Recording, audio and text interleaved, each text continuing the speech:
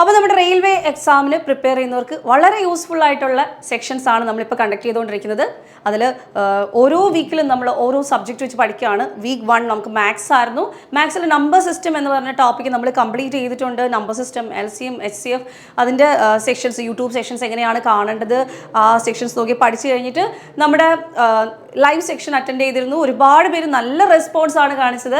അപ്പം അവർക്കൊക്കെ പഠിക്കാൻ പറ്റി, നമ്പർ സിസ്റ്റം കംപ്ലീറ്റ് ചെയ്യാൻ പറ്റിയെന്ന് വിചാരിക്കുന്നു.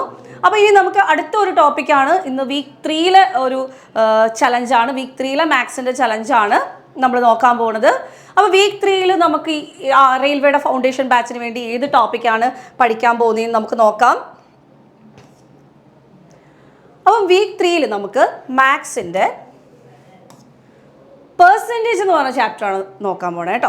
എന്തുകൊണ്ട് ഞാൻ ഈ പെർസെൻറ്റേജ് തന്നെ ഇപ്പോൾ എടുത്തതെന്ന് വെച്ച് കഴിഞ്ഞാൽ, പെർസെൻറ്റേജ് എന്ന് പറഞ്ഞാൽ വളരെ ബേസിക് ആയിട്ടുള്ള ഒരു ചാപ്റ്ററാണ്. ബേസിക് ചാപ്റ്റർ എന്ന് പറഞ്ഞാൽ ഒരു ഫണ്ടമെൻ്റൽ ചാപ്റ്റർ ആണെന്ന് വേണമെങ്കിൽ പറയാം. ഒരുപാട് ചാപ്റ്റേഴ്സ് പ്രിപ്പയർ ചെയ്യാൻ വേണ്ടിയിട്ട് ഹെൽപ്പ് ചെയ്യുന്ന ഒരു ചാപ്റ്ററാണ് പെർസെൻറ്റേജ്. അപ്പോൾ പെർസെൻറ്റേജ് എന്ന് പറഞ്ഞാൽ ഡയറക്റ്റ് ചാപ്റ്ററിൻ്റെ ക്വസ്റ്റ്യൻസ് നമുക്ക് ഇതിനകത്തുനിന്ന് കിട്ടും. അതുപോലെ തന്നെ ഒരുപാട് ചാപ്റ്റേഴ്സിനെ ഹെൽപ്പ് ചെയ്യുകയും ചെയ്യും. കാരണം മിക്ക ചാപ്റ്റേഴ്സിൻ്റെ ഷോർട്ട് കട്ട് പെർസെൻറ്റേജ് ഒക്കെ വെച്ച് നമുക്ക്, അല്ലെങ്കിൽ റേഷ്യോ വെച്ചിട്ടൊക്കെ നമുക്ക് ചെയ്യാൻ പറ്റും.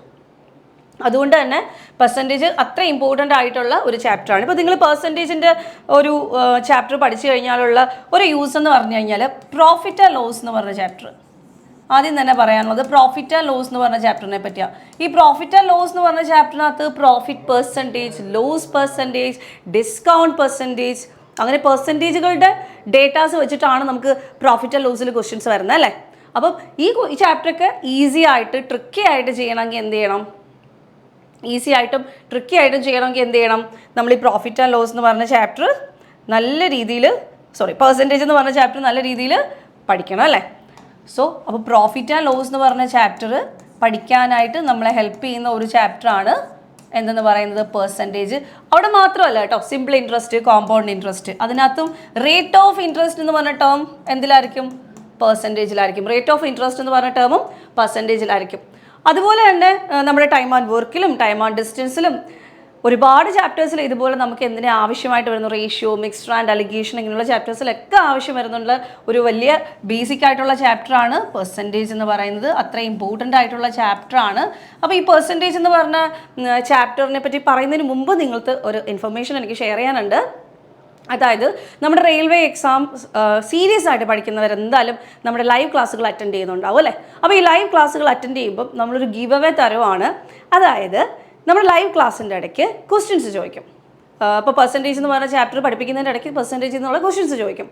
അപ്പം ലൈവിൽ ഏറ്റവും ആദ്യം ആൻസർ പറയുന്നവർക്ക് നമ്മൾ നമ്മുടെ ഓൺലൈൻ കോഴ്സുകൾ വളരെ ഫ്രീ ആയിട്ട്, തികച്ചും ഫ്രീ ആയിട്ട് നിങ്ങൾക്ക് തരുന്നതാണ്.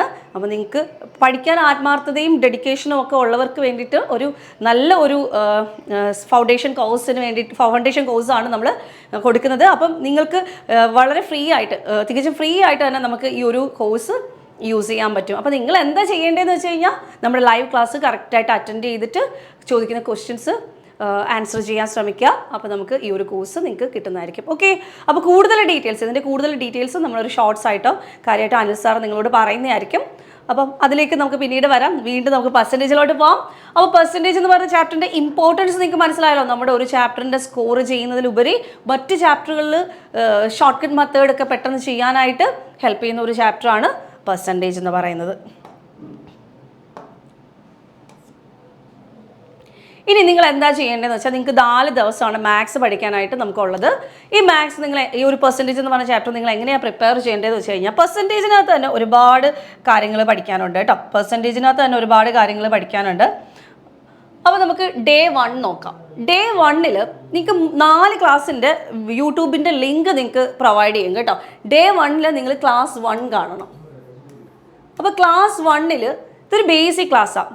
പെർസെൻറ്റേജ് എന്ന് പറഞ്ഞാൽ എന്താണ്, എയുടെ എത്ര പെർസെൻറ്റേജ് ആണ്, ബിയുടെ എത്ര പെർസെൻറ്റേജ് ആണ് എ, അങ്ങനെയുള്ള ക്വസ്റ്റ്യൻസ് ഒക്കെ കണ്ടുപിടിക്കാൻ, അതുപോലെ പെർസെൻറ്റേജിനെ ഫ്രാക്ഷനിലോട്ട് കൺവേർട്ട് ചെയ്യാൻ, ഫ്രാക്ഷനെ പെർസെൻറ്റേജിലോട്ട് കൺവേർട്ട് ചെയ്യാൻ, ഇങ്ങനെയുള്ള കാര്യങ്ങളൊക്കെ വളരെ ഡീറ്റെയിൽ ആയിട്ട്, വളരെ ബേസിക് ആയിട്ട് നിങ്ങൾക്ക് പഠിപ്പിക്കുന്ന ക്ലാസ്സാണ് ക്ലാസ് 1. അപ്പോൾ നിങ്ങൾ ആദ്യം ക്ലാസ് 1 കാണുക. ക്ലാസ് 1 കണ്ടു കഴിഞ്ഞാൽ നിങ്ങൾക്ക് കുറച്ച് പഠിച്ചെടുക്കാനുണ്ട് കേട്ടോ.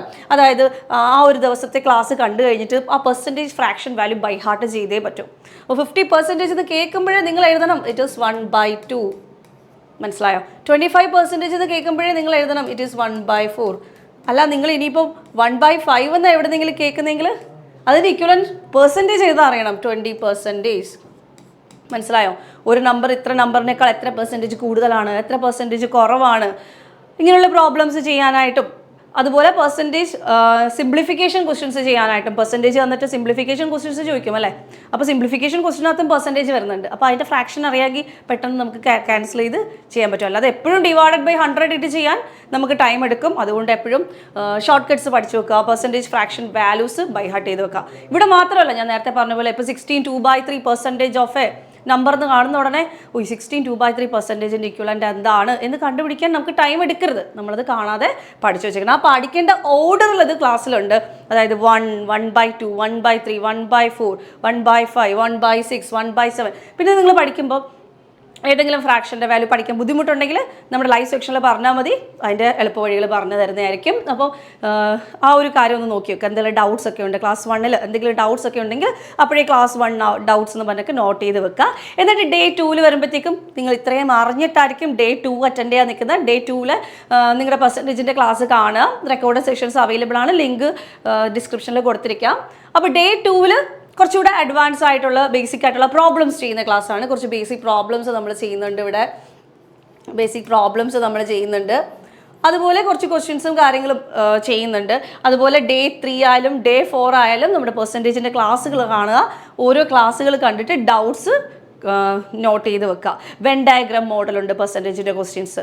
അതുപോലെ ഇൻകം എക്സ്പെൻഡിച്ചർ സേവിങ്സ് റിലേറ്റഡ് ആയിട്ടുണ്ട്. വോട്ടേഴ്സിൻ്റെ വെച്ച് ചോദിക്കുന്നുണ്ട്. ഒരു വോട്ടേഴ്സിൽ ഇത്ര പെർസെൻറ്റേജ് വോട്ട് വാങ്ങിച്ച ഒരാൾ ജയിച്ചു, അങ്ങനത്തെ ടൈപ്പ് ക്വസ്റ്റ്യൻസ് ഉണ്ട്.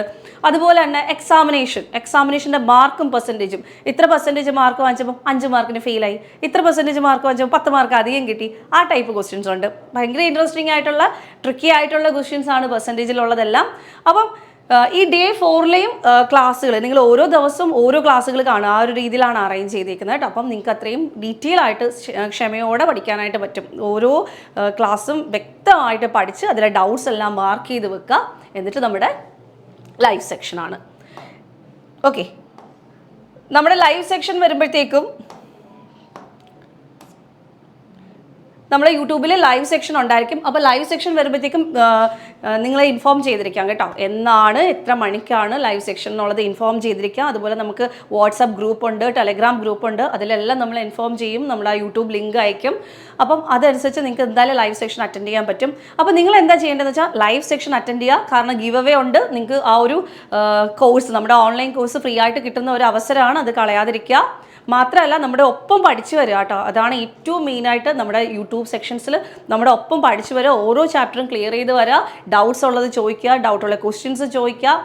ഓക്കെ, എന്നിട്ട് നമ്മുടെ ചാനൽ ആദ്യമായിട്ട് കാണുന്ന ആരെങ്കിലും ഉണ്ടെങ്കിൽ ചാനൽ സബ്സ്ക്രൈബ് ചെയ്യുക. അതുപോലെ നമ്മുടെ വാട്സപ്പ് ഗ്രൂപ്പിലും ടെലഗ്രാം ഗ്രൂപ്പിലും ജോയിൻ ചെയ്യുക കേട്ടോ. നമുക്ക് ഓരോ ക്ലാസ് കഴിഞ്ഞിട്ടുള്ള PDF പ്രൊവൈഡ് ചെയ്യും കേട്ടോ. ഇനി മുതലുള്ള പ്രീവിയസ് ഇയർ ക്വസ്റ്റ്യൻസിൻ്റെ PDF ടെലഗ്രാമിലും വാട്സപ്പ് ഗ്രൂപ്പിലും ഒക്കെ അവൈലബിൾ ആണ്. അപ്പോൾ അതിലൊക്കെ ജോയിൻ ചെയ്തിട്ടേക്കാം കേട്ടോ നിങ്ങൾ. എന്നിട്ട് മാക്സിമം ലൈവ് അറ്റൻഡ് ചെയ്യുക. ലൈവ് അറ്റൻഡ് ചെയ്ത് കഴിഞ്ഞാൽ നിങ്ങൾക്ക് കമ്മ്യൂണിക്കേറ്റ് ചെയ്യാൻ പറ്റും. നിങ്ങളുടെ ഡൗട്ട്സ് ക്ലിയർ ചെയ്യാൻ പറ്റും. അപ്പോൾ ലൈവ് അറ്റൻഡ് ചെയ്യുമ്പോഴുള്ള വേറൊരു ഇതെന്ന് വെച്ചാൽ കഴിഞ്ഞ നമ്പർ സിസ്റ്റത്തിൻ്റെ ക്ലാസ്സിലൊക്കെ നല്ല ലൈവ് ഉണ്ടായിരുന്നു. എല്ലാവരും നല്ല സപ്പോർട്ടായിരുന്നു. ഒരുപാട് പേര് ഡൗട്ട്സ് ചോദിച്ചു, ഒരുപാട് പേര് കാര്യങ്ങൾ കറക്റ്റായിട്ട് പഠിച്ചു. അതുപോലെ ഇനിയും സപ്പോർട്ട് ചെയ്യുക കേട്ടോ. ഇനിയും എല്ലാവരും ലൈവ് അറ്റൻഡ് ചെയ്യുക. നിങ്ങൾ മാക്സിമം ഈ നമ്മൾ കൊടുക്കുന്ന ക്ലാസ്സുകൾ യൂസ് ചെയ്യുക കേട്ടോ. അപ്പോൾ നിങ്ങൾക്കത് പ്രയോജനപ്പെടുന്നു എന്ന് കാണുമ്പോഴാണ് നമ്മൾ ഇനിയും ക്ലാസ്സുകൾ ഇടുന്നത്. അപ്പോൾ ഞങ്ങൾ സപ്പോർട്ട് ചെയ്യാൻ റെഡിയാണ്. ഓക്കെ, അപ്പോൾ പഠിച്ചു പോവുക. എക്സാം നോട്ടിഫിക്കേഷൻസ് ഒക്കെ റെയിൽവേയുടെ ഓരോന്നായിട്ട് വന്നുകൊണ്ടിരിക്കുകയാണ്. എല്ലാവരും നല്ല രീതിയിൽ പ്രിപ്പയർ ചെയ്യുക. അപ്പോൾ പെർസെൻറ്റേജിൻ്റെ ലൈവ് സെക്ഷനുമായിട്ട് നമുക്കിനി അടുത്തൊരു ക്ലാസ്സിൽ കാണാം. അപ്പം എല്ലാവരും റെഡി ആയിരിക്കുക, പഠിച്ച് റെഡി ആയിരിക്കുക. താങ്ക്